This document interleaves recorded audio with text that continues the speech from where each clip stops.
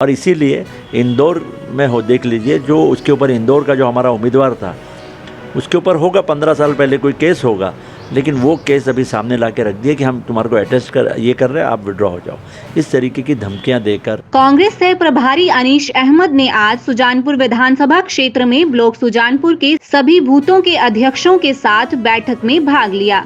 बैठक की अध्यक्षता जिला कांग्रेस अध्यक्ष सुमन भारती ने की। इस अवसर पर कांग्रेस प्रदेश कार्यकारी अध्यक्ष चंद्रशेखर, सुजानपुर उपचुनाव प्रत्याशी रंजीत राणा भी विशेष रूप से मौजूद रहे। बैठक में लोकसभा और विधानसभा उपचुनाव के लिए ब्लॉक स्तर पर चुनाव प्रचार करने से संबंधित विशेष रणनीति भी तैयार की गई और आगामी समय में होने वाली रैलियों पर भी चर्चा की गई। अनीश अहमद ने केंद्र की बीजेपी सरकार पर कांग्रेस प्रत्याशियों को डराने धमकाने के आरोप लगाए। देखिए, कांग्रेस ने बहुत अच्छा काम किया है।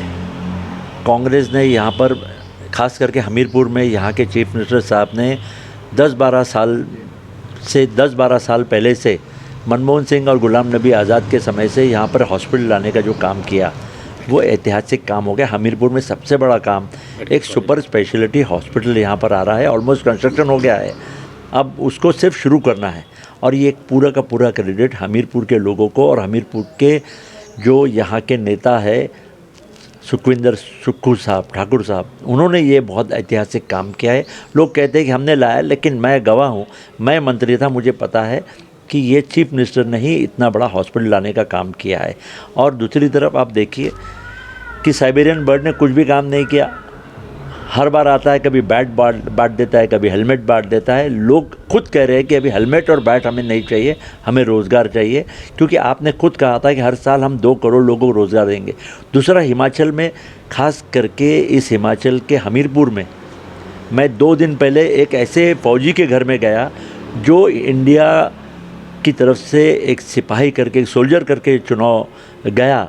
देखिए, भारतीय जनता पार्टी के उम्मीदवार जरूर जल्दी घोषणा हो गई है, लेकिन कांग्रेस के उम्मीदवार, जैसे कि आपने खुद बताया कि कांग्रेस के उम्मीदवार नॉमिनेशन के पहले कहीं भाग न जाए, इसलिए पूरे देश में हम लोग हर उम्मीदवार को आगे पीछे से पूरे अच्छे तरीके से देख रहे हैं ताकि वो नॉमिनेशन भरे। तो हम अच्छे नॉमिनेशन भरने की कोशिश कर रहे हैं। कल भी 3 सीट डिक्लेयर हो गई, लोकसभा की, कांगड़ा की और हमीरपुर की सीट डिक्लेयर हो गई। अब सिर्फ लाहौल स्पीति बचा है, वो भी तय हो गया है। अब ऑनलाइन मीटिंग हो जाएगी इसकी पार्लियामेंट्री बोर्ड की, और वो भी टिकट बहुत जल्दी डिक्लेयर हो जाए। देखिए, कांग्रेस के कैंडिडेट लेट हुए हैं लेकिन दुरुस्त हुए हैं। अब जो कैंडिडेट आए हैं, आनंद शर्मा जी आए हुए हैं, और यहाँ पर भी हमीरपुर में बहुत दिनों से जो इंतज़ार था, यहाँ का भी जो कैंडिडेट है वो उम्मीदवार डिक्लेयर हो गया है। यहाँ के लोगों में चर्चा है कि भारतीय जनता पार्टी का जो उम्मीदवार है वो साल में 1-2 बार आता है, साइबेरियन बर्ड की तरह है। जैसा साइबेरियन बर्ड आता है, ये भी साइबेरियन बर्ड की तरह आता है और फिर चले जाता है। यहाँ पे इसने कोई काम नहीं किया, ना उद्योग लाए, ना रोज़गार लाया, ना महंगाई कम की, और कोई भी काम नहीं किया इसने, एक भी उद्योग नहीं लाया। और लोगों के अंदर में बहुत रोष है पूरे हमीरपुर के अंदर में, और यहाँ पर इस बार कांग्रेस जीतने वाली है। और कांग्रेस ने बहुत ही अच्छा उम्मीदवार दिया हुआ है। इलेक्शन को कंप्लेन किया है, जो इलेक्शन प्रोसेस है वो हमने पूरा किया है, लेकिन आप 15 साल 20 साल पुराने उनके ऊपर केसेस ला रहे हैं और उनको बोलते हैं कि हम आपको जेल भेज देंगे, और इस तरीके से कहीं पे ईडी का धमकी देते हैं, कहीं सीबीआई की धमकी देते हैं, कहीं जेल जाने की धमकी देते हैं। और ये सच्चाई है। देखिए, मैं मुंबई से मंत्री रहा हूँ 10 साल।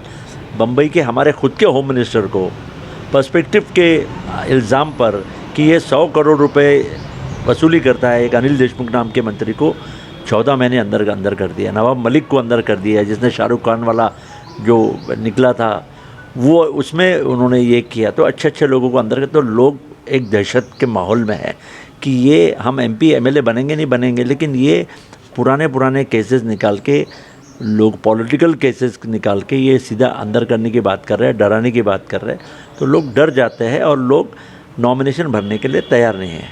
और इसीलिए इंदौर में हो देख लीजिए, जो उसके ऊपर इंदौर का जो हमारा उम्मीदवार था उसके ऊपर होगा 15 साल पहले कोई केस होगा, लेकिन वो केस अभी सामने ला के रख दिए कि हम तुम्हारे को अटेस्ट कर ये कर रहे हैं, आप विड्रॉ हो जाओ, इस तरीके की धमकियां देकर। क्योंकि अब भारतीय जनता पार्टी अब बौखला गई है।